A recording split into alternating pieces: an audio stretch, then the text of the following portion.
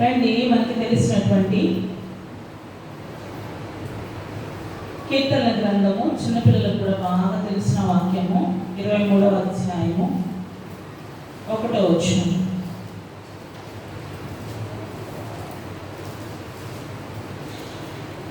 ఒకటి నుండి 6 వచనములు ఉన్నవి.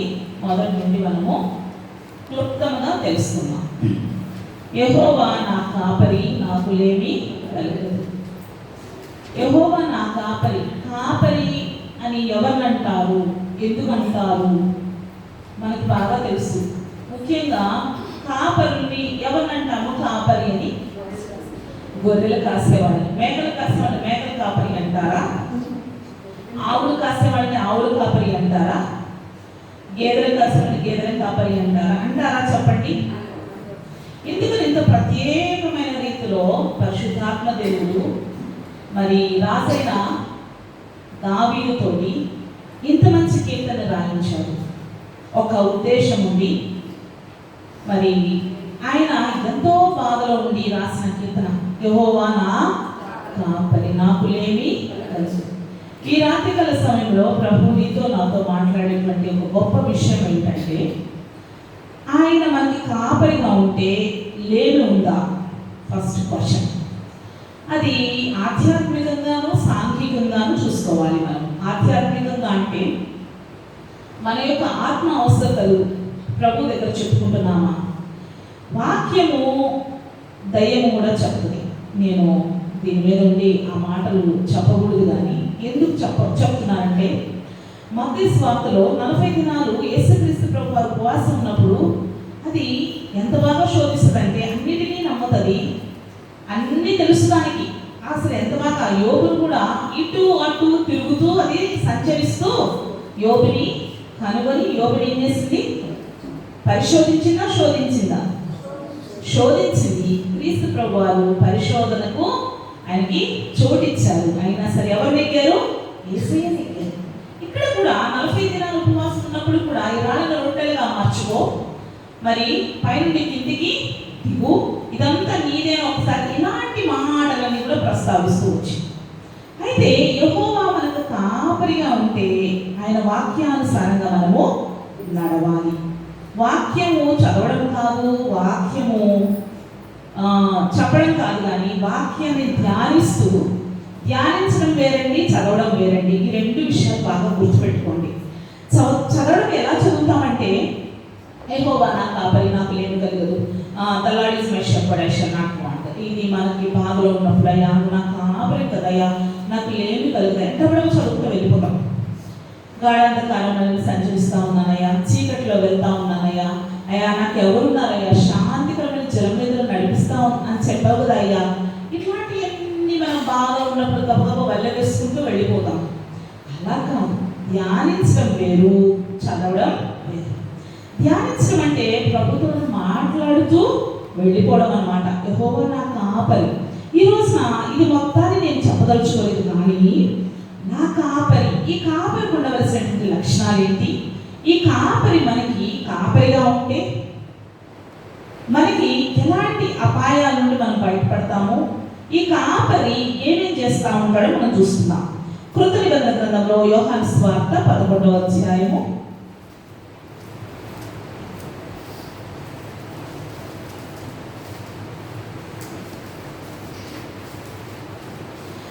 ఇక్కడ 11వ వచనం, 10వ అధ్యాయము 10 యోహాను సువార్త 10వ అధ్యాయము 11వ వచనంలో ఒక మంచి మాట ఉంటుంది. నేను గొర్రెలకు మంచి కాపరి. ఈ కాపరి ఏమి నడిపిస్తాడంట?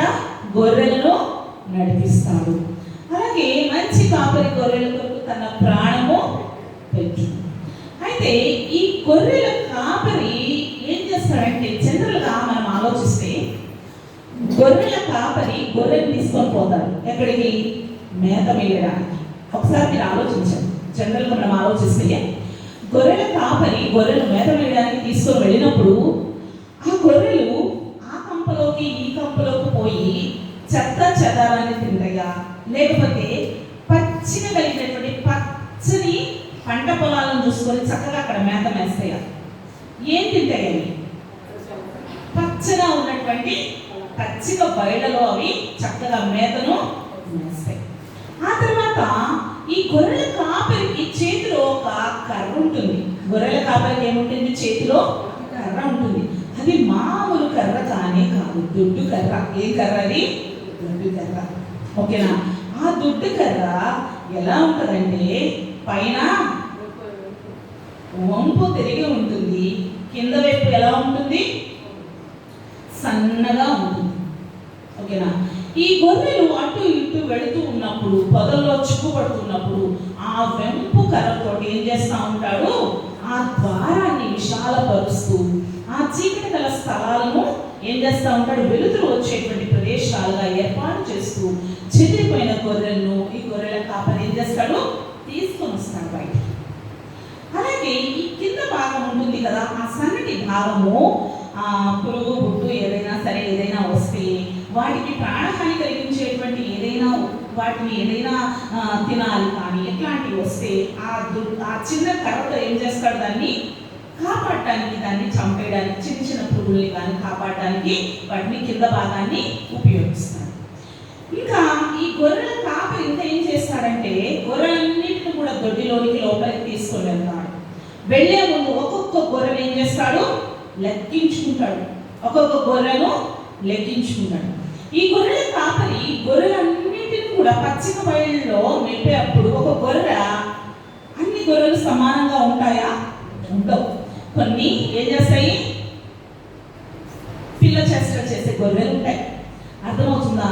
ఆ గొర్రెలు ఏం చేస్తాయి? అటు ఇటు వెళ్తున్నప్పుడు ఈ గొర్రెలన్నింటినీ కూడా ఒక దగ్గర పెట్టి ఆ అటు ఇటు వెళ్ళే గొర్రె ఉంటుంది చూడండి, దాన్ని పట్టుకొచ్చుకుంటాడు. అటు ఇటు వెళ్ళే గొర్రెలు పట్టుకొచ్చుకొని ఇందులోకి కలుపుకుంటా ఉంటాడు. ఈ గొర్రెల కాపరికి ఉన్నటువంటి మంచి లక్షణం అదైతే, గొర్రెలకు ఉండవలసిన లక్షణం ఏంటో తెలిసిన? మెల్లని స్వరాన్ని. ఇక్కడ దాని ముందు చూడండి, 2వ వచనంలో ఫస్ట్ వచనం నుంచి చదువుతాను. గొర్రెల దొడ్డిలో ద్వారమున ప్రవేశింపగా వేరొక మార్గమున ఎక్కువాడు దొంగయు దోచుకొని వాడునై ఉన్నాడు. గొర్రెల కాపరి ఎక్కడ? గొర్రెల దొడ్డిలో ద్వారం నుండి వెళ్ళిపోయామనుకోండి. ద్వారం నుండి అంటే ఇది మనకి గొర్రెల దొడ్డి, దేవుడిచ్చిన గొర్రెల దొడ్డి. అయితే ఈ ద్వారంలో నువ్వు వస్తా ఉంటే, ఈ ద్వారంలో ప్రవేశిస్తా ఉంటే నువ్వు సరైన గొర్రెవి అంటే ఏంటి అర్థము? మనం అంటాం, నేను చాలా మంది కూడా ధైర్యంగా చెప్తానేమో, క్రైస్తవునిగా చాలా మంది కూడా ఒక అవిశ్వాసులు కానీ లేదా అంటే తెలియని వ్యక్తులు కానీ, వాళ్ళని అన్ని చదవడానికి కూడా మనసు రావడం లేదు. తెలియని వ్యక్తులు, మీరు గొర్రెల్లాగా ఉంటారు, మీరు గొర్రెలు ఎన్నిసార్లు, కొన్ని వేల సార్లు వినుంటాం మనం యూట్యూబ్లో. అర్థమవుతుందా? అలా అనేప్పుడు నాకు ఎంత సంతోషం అనిపిస్తుంది. నిజంగానే మేము గొర్రెలము అంటే దేవుని దగ్గర తీర్పు పొందేటప్పుడు కుడి వైపు ఉండేది ఎవరు? గొర్రెలు. ఎడం వైపు ఉండేది ఎవరు? అంటే ఒక అన్యజీవుల నోటికుండా కూడా మీరు గొర్రెలు అని చెప్తా ఉన్నారు. అంటే క్రైస్తవులుగా మనము గొర్రెల స్వభావాన్ని కలిగి ఉండాలి అంటే ఫస్ట్ మనము గొర్రెల దొడ్డిలో ఎలా ప్రవేశించాలి? దొంగ ఎలా ప్రవేశిస్తాడు చెప్పండి? దొడ్డి దారిలో అటు ఇటు ఎక్కడైనా ఖాళీ ఉందా ప్రవేశించడానికి, ఇవన్నీ కూడా చూసుకొని ప్రవేశిస్తాడు.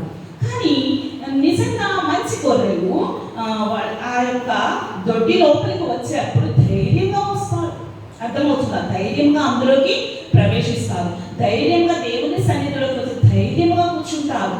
అంత మాత్రమే కాకుండా ద్వారమున ప్రవేశించేవాడే గొర్రెల కాపరి. ఈ కాపరి యాజకునికి సూచన. ఎవరికి? మన దైవజనునికి సూచన. ఈ గొర్రెల కాపరి దైవజనునికి సూచన అయితే, గొర్రెలుగా మనకు సూచనలు ఏంటో అంటే, అతనికి ద్వారపాలకుడు తలుపు తీయును, గొర్రెలు అతని స్వరము వినును. గొర్రెల కాపరి స్వరం ఎవరు వినాలంట? గొర్రెలము వినాలి. గొర్రెల కాపరి స్వరాన్ని గొర్రెలుగా మనము వినాలి. అతడు తన సొంత గొర్రెలను పేరు పెట్టి పిలిచి వాటిని వెలుపలికి నడిపించు. సొంత గొర్రెలు ఏం చేస్తాడంట?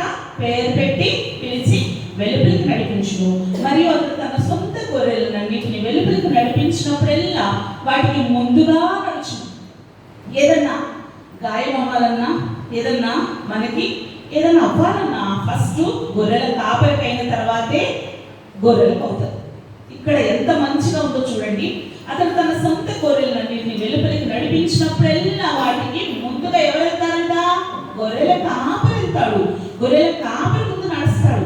అతని స్వరము వెలిగినటువంటి గొర్రెలు ఏం చేస్తాయి? అతన్ని వెంబడిస్తాయి. యెషయా గ్రంథంలో ఆదికాండం 6:6లో ఎంత ఏడుస్తాడంటే దేవుడు, నేను నరులను చేసినందుకు యెహోవా సంతాపంలోంది దుఃఖపడతాడు. 2 చోట్లే ప్రభువారు దుఃఖపడేది. ఒకటి, తండ్రి అయిన దేవుడు నరుల చెడుతనము భూమి మీద గొప్పదనియు వారి ఆలోచన అంతా కూడా కేవలం చెడ్డదని తెలిసి దేవుడు నరులను చేసినందుకు హృదయంలో నొచ్చుకొనెను. ఆదికాండము 6:5-6 మరి నొచ్చుకున్నటువంటి ఈయన మరి ఈ లోకంలో ఏ విధమైనటువంటి సంబోధన చేశాడో తెలిసిన? యెషయా గ్రంథము 1:2 ఆకాశమా ఆలకించుము, భూమి చెవియొగ్గి వినుము, నేను పిల్లలను పెంచి పెద్దవాళ్ళగా చేశాను. వీళ్ళు ఏ జనాంగము? అన్య జనాంగమా? ఏమని పిలుస్తున్నాడు? ఇశ్రాయేలుకు తెలివి లేదు. ఇశ్రాయేలు అనగా అర్థం ఏంటి? విమోచించబడిన జనాంగం.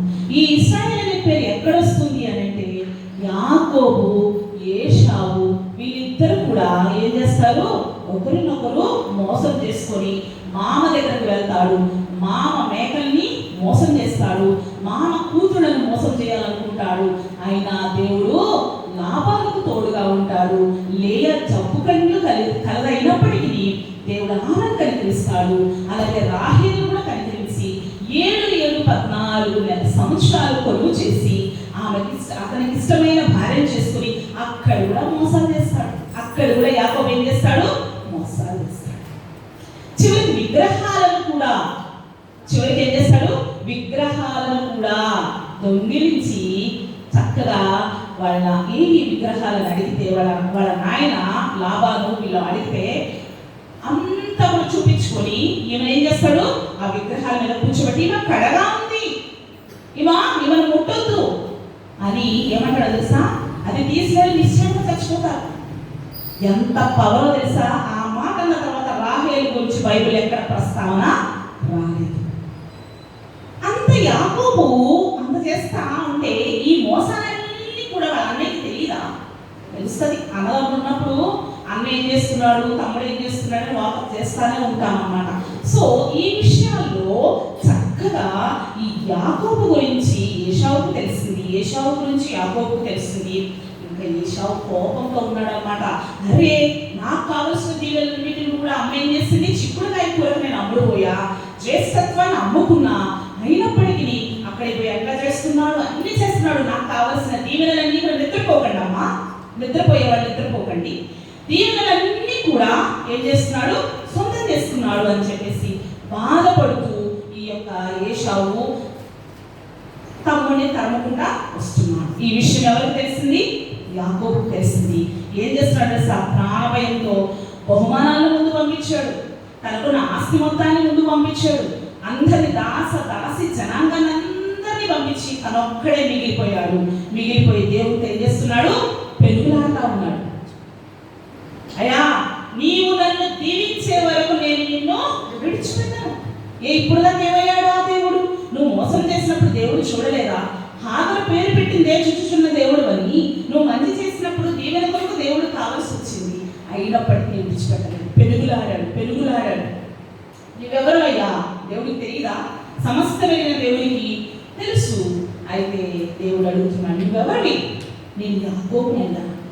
నిజ స్థితిని ఆయన ఉన్న పాటుగా ఒప్పుకుంటే దేవుడు వెంటనే కనికరించి, అయ్యా ఈ పేరు యాకోబు కాదు, ఇశ్రాయేలు, విమోచించబడిన జనాంగంలో చేర్చబడ్డావు.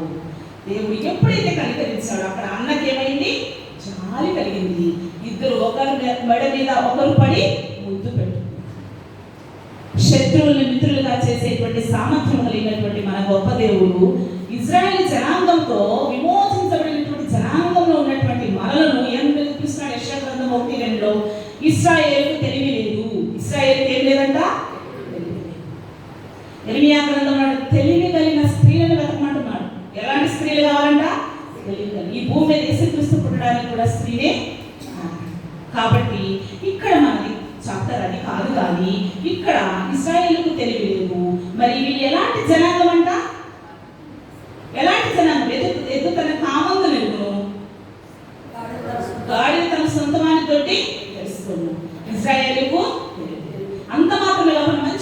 పేర్లు వచ్చినాయండి మనకు అక్కడ. పాపిష్టి జన్మ, దుష్ట సంతానమా, చెట్టు చేసే పిల్లలారా మీకు శ్రమ. ఏం చెప్తా ఉన్నాడు? ఆకాశమా ఆలకించు, భూమి చెవియకి మీరు నేను పిల్లలు పెంచి పెద్దవాళ్ళగా చేశాను, మీరు నా మీద తిరగబడి ఉన్నారు. కాపర్లు జనాంగం వలె మనం చూడట్లేదా జనరల్గా? ఏ రేడియో, ఇప్పుడు రేడియో కాదు కదా, టీవీ. ఏదో టీవీ వస్తే అది అట్రాక్ట్ అయిపోతాం. ఏ బోధ వస్తే వాళ్ళు మంచోళ్ళు, అది మంచోళ్ళు, అది మనం అట్రాక్ట్ అయిపోతాం. ఏ యూట్యూబ్ ఛానల్ ఎవరు నో, సత్యాన్ని సత్యంగా బోధించగలిగినటువంటిది ఏదైనా వాక్యం ఉంది అంటే ఎవరైనా వాక్యం బోధించగలరు, ఎవరైనా వల్ల వేయగలరు. కానీ వాక్య ప్రకారం జీవిస్తూ మాదిరికరమైనటువంటి జీవితాలు జీవించేటువంటి ఆ గొర్రెల కాపరి మనకి కావాలి. ఆ గొర్రెల కాపరి స్వరాన్ని మనము వినేటువంటి విధానంలో మనము సన్నిధికి మనము రావాలి. ఆ మెల్లని స్వరాన్ని వినగలే శక్తి మనకి కావాలి. ఎందుకంటే ఈ గొర్రెలు చెదిరిపోకుండా గొర్రెల కాపరి ఉన్నప్పుడు మనకి ఏ అపాయం వచ్చినా ఇక్కడ వాక్యం స్పష్టంగా తెలియజేస్తుంది. ఫస్ట్ వెలుపలికి నడిపించేటప్పుడు గొర్రెల కాపరి ముందుకు వెళతాడు, తర్వాతే గొర్రెలు వస్తాయి. అంతేగాని గొర్రెలను పంపించి తర్వాత గొర్రెల కాపరి వస్తాడని ఉందా వాక్యంలో? ఏది జరగాలన్నా, ఏ శత్రువు ముందు రావాలన్నా గొర్రెల కాపరికి అంటే యాజకునికి అయిన తర్వాతే సంఘాలు ఎన్నో చెదిరిపోతా ఉన్నాయి. అయితే ఈ మెల్లని స్వరాన్ని, ఈ యొక్క గొర్రె పిల్ల స్వరాన్ని మనం ఎప్పుడైతే వినగలుగుతామో, గొర్రెల కాపరి స్వరాన్ని ఎప్పుడైతే వినగలుగుతామో మనకి ఎన్నో దీవెనలు. ఎన్ని దీవెనలు అంటే గడాంధకారంలో ఉన్నప్పుడు మనకు ఆయన తోడుగా ఉంటాడు, పచ్చిక గల చోట్ల మనల్ని నడిపిస్తాడు. చిన్నపిల్లలు చూస్తూ ఉంటారు హైడి అని అనమాట, గ్రీన్ ప్యాస్చర్స్ ఉంటాయి అన్నమాట. చిన్న పాప చిన్న బూట్లు వేసుకొని నడుస్తూ ఉంటుంది అన్నమాట. సో అందులో పచ్చిక బయళ్ళు, పచ్చడి గ్రీన్ ప్యాస్చర్స్ అంటారు వాటిని. పచ్చిక బయళ్ళు అవి మీకు కొంచెం పురుగు వచ్చినా, కొంచెం ఏదన్నా వచ్చినా అస్సలు కొద్ది కూడా అవి తాకవు, ఏం చేయవు. శుద్ధమైన జలాన్ని మాత్రమే, పారే జలాన్ని మాత్రమే అవి తాగుతాయి. మీరు గమనించారో లేదు? గొర్రెలు పారంటే దేవుని బిడ్డలంగా ఎప్పటికప్పుడు మనము మన్నాన్ని సమకూర్చుకోవాలి. క్రొత్త మన్నాన్ని, మనం వాక్యం అనే మన్నాన్ని, పారే జలం ఇది, శుభ్రపరిచే జలము ఇది, మనకి సబ్బు ఇది, మనకి అద్దము ఇది, రెండించగలిగిన ఖడ్గము. కాబట్టి దీన్ని మనం ఏం చేయాలి? మనం ఎప్పటికప్పుడు క్రొత్తగా మనం సంపాదించుకుంటూనే ఉండాలి. చూడండి, మీరు 66 గ్రంథాల్లో, అన్ని పుస్తకాల్లో, అన్ని నిబంధనలు, మీరు అన్ని సువార్తలు చదివినప్పటికీ ఎప్పుడు క్రొత్తగానే కనిపిస్తారు. ఎంత క్రొత్తగా ఉంటుంది! బంగారు వాక్యం అయ్యా నా కోసం దాచిపెట్టావా? యెహోవా నా కాపరి, ఆయన కాపరిగా ఉంటే, లేమి ఉంటే, మీకు ఆధ్యాత్మికంగా లేమి ఉంటే ఆయన కాపరిగా మన జీవితాల్లో లేనట్లే. ఏదో మనము పైకి చెప్తా ఉన్నాం, ఆధ్యాత్మికంగా సాంఘికంగా మన ఇంటిలో పొదువే ఉండదు. ఆయన మనకు కాపరిగా ఉంటే పచ్చిక బయలో నడుస్తాము, నూనెతో మన తల అంటుతాడు, మన గిన్నె నిండి పొరుగుతుంది. దాని అర్థం ఏంటంటే నువ్వు ఆశీర్వదించబడేది కాకుండా నీ పక్కన కూడా ఆశీర్వదించబడతారు. నిండి పొరుగుతా ఉంటే ఎవరికి పారుతుందని పక్కన వాళ్ళకి వెళతా ఉంది. అబ్రహాముని లోతుని మనం చూసుకుంటే, అబ్రహాము వచ్చాయా, ఇంతమంది ఉన్నారు రక్షిస్తావా, ఇంతమంది ఉన్నారు రక్షిస్తావా, ఎంత అడుగుతున్నాడో చివరికి లోతును బట్టి ఏం చేస్తున్నాడు? లోతు కుటుంబాన్ని రక్షించగలిగినటువంటి సమర్థుడుగా అక్కడ నిరూపించుకున్నాడు. అంటే అబ్రహామును బట్టి లోతును ఆశ్రయించాడు, లోతును బట్టి తన కుటుంబాన్ని ఆశ్రయించడానికి ఆయన ముందుకు వచ్చాడు. అదంతా మనకి ఒక డిఫరెంట్ స్టోరీ. ఇక్కడ మనకి నూనెతో మన తల ఏం చేస్తున్నాడు? ఆయన నా గిన్నె నిండి పొరుగుతున్నది. ఏ గిన్నె? నా గిన్నె నిండి పొరుగుతుంది. రండి. మరియు అతను తన సొంత గొర్రెలన్నింటినీ వెలుపలికి నడిపించినప్పుడల్లా వాటికి ముందుగా నడుచును. గొర్రెలు అతని స్వరం ఎరుగును కనుక అవి అతనిని వెంబడించును. అన్యుల స్వరం అవి ఎరుగవు. ఇది చాలా ఇంపార్టెంట్ అండి. అన్యులు అంటే ఎవరు? అన్యులు మనం అనుకుంటాం, అన్యులు అనగానే నేను బాప్టిజం తీసుకున్న, రక్షించబడిన, ప్రతి వారం వస్తున్న 40 రోజులు చక్కగా సంవత్సరం 365 రోజులు చేస్తా ఉన్న ప్రార్థన. అది కాదు. అన్యుల స్వరము అంటే ఏంటంటే మనలోనే, ఇక్కడ ఇశ్రాయేలుకు తెలియలేదు అని చెప్పినటువంటి ఈ దేవుడు మనలోనే అన్యజనుల మధ్యలో దేవుని నామం దూషించబడడానికి కారణమైనటువంటి జనాంగంగా మనలోనే ఉన్నాం. కాబట్టి వేరు వాళ్ళు చెప్పేటువంటి స్వరాన్ని అవి అన్యుల స్వరం, అది నాకు సంబంధమే లేదు. అని గొర్రె తలెత్తుకొని నడుస్తా, తల ఉంచుకొని నడుస్తుందా? మంచిగా నడుస్తుంది, దీనంగా నడుస్తుంది. యెషయా గ్రంథం 53లో చెప్తుంది, ఏమంటారు, మనమందరం త్రోవ తప్పిపోయాం అన్నమాట. అవునా? మరి ఆయన గొర్రె బొచ్చు కత్తిరించి వానగానే ఆయన వదక తీయబడ్డాడంట. అన్నిటికీ తల ఉంచుకున్నాడు యేసయ్య. చూడండి, చాలా మంది క్రైస్తవ జీవితంలో మాటకు మాట చెప్తా ఉంటాము, మాటకు మాట అనేస్తూ ఉంటాము. ఎందుకంటే మనకు ఒక హ్యూమన్ బీయింగ్గా మనం ఏం చేస్తామంటే తట్టుకోలేనటువంటి పరిస్థితులు ఎదురైనప్పుడు కానీ మౌనంగా ఉంటే మన పక్షంగా యుద్ధం చేసేటువంటి దేవుడు మన పక్షంగా ఉంటాడు. నువ్వు మౌనంగా, నేను నోరు తెరవకపోతే ఆయన నోరు తెరుస్తాడు. ఎందుకంటే ఆయన నోరు తెరవలేదు, ఆయన బదులు పలకలేదు. కానీ తండ్రికి ఇష్టమైంది ఆయన ఈ లోకానికి పాప పరిహారంగా పంపించడానికి గొర్రెల కాపరిగా ఈ లోకానికి వచ్చి గొర్రెలమైనటువంటి చెదరిపోయిన జనాంగం, ఎక్కడి జనాంగం అంతా కూడా ఒక తండ్రి రక్తంలో కడుగుబడి మనం అంతా కూడా అబ్బా అనుకుంటూ తండ్రి అనుకుంటూ వచ్చాం. కాబట్టి అన్యుల స్వరాన్ని అవి ఎరుగవు కనుక అన్నిటి ఎంత మాత్రం వెంబడింపక వారి ఎదురు నుండి పారిపోవునని మీతో నిశ్చయంగా చెప్పుచు. ఇంత బాగా చెప్తా ఉంటే అక్కడ ఉన్నటువంటి వాళ్ళు గ్రహించుకోలేదంట. మరి మనకి ఎంత అర్థమవుతుందో తెలియదు. కానీ అక్కడ ఎవరైతే ఈ ఉపమానాన్ని యేసుక్రీస్తు ప్రభు వారు కుమారుడిగా ఉన్నప్పుడు ఈ భూలోకంలో 33.5 సంవత్సరాల్లో 3.5 సంవత్సరాలు సంచరిస్తూ ఉన్నప్పుడు ఈ ఉపమానాలన్నీ కూడా చెప్పుకుంటూ అర్థమయ్యే రీతిలో చెప్పుకుంటూ వెళుతూ ఉన్నప్పుడు ఆయన చెప్పే బోధ వాళ్ళకి ఆ టైంలో ఏది కూడా ఈ ఉపమానం అర్థం కాలేదట. తర్వాత మళ్ళీ చెప్తున్నాడు, చూడండి, గొర్రెల పోవు ద్వారాన్ని నేనే. చూడండి 7వ వచనంలో ఉంటది, నాకు ముందు వచ్చిన వారందరూ కూడా దొంగలు దోచుకుని వారిని ఉన్నారు, గొర్రెలు వారి స్వరము వినలేదు. నేనే ద్వారము, నా ద్వారా ఎవడైనా లోపల ప్రవేశించినట్లా వాడు రక్షింపబడిన వాడే లోపలికి పోవచ్చు, బయటికి వచ్చు మేత మేయు. చూడండి, మనము లోపలికి బయటికి వస్తా ధైర్యంగా ఎప్పుడు ఉంటామండి? మన సొంతదైనప్పుడు మాత్రమే మనం ఉండగలం. అవునా? కొత్త ప్లేస్కి వచ్చినప్పుడు సోఫాలు ఎక్కి కుర్చీలలో కూర్చొని లోపల పోయి అన్నం పెట్టుకొని హాయిగా కాలు మీద కాలేసుకొని తింటామా మనం? దేవుడు ఇక్కడ ఎందుకు చెప్తున్నాడు అంటే, నేనే ద్వారము, నా ద్వారా ఎవరైనా లోపల ప్రవేశించిన వాడు రక్షింపబడిన వాడై. ఎంత మంచి మాట చూడండి, రక్షింపబడిన వాడై. నీకు రక్షణ ఉంటే, నాకు రక్షణ ఉంటే లోపలికి పోవచ్చు, బయటకు వస్తూ ఉంటాం. దేవుడు సన్నిధికి మనం వస్తూ ఉంటాం, పోతా ఉంటాం. మన ద్వారా అనేకులు కూడా మేత వేస్తూ ఉంటాం. మనతో పాటు ఏం చేస్తారు? మేత వేస్తారు. వాక్యం అనే మేత మనము వేయాలి. పచ్చిగా కలిగినటువంటి చోట్ల మనకు నడిపించాడు. వాక్యం అనేటువంటి మేతని మనం ఎప్పుడు కూడా మేస్తూ ఉండాలి.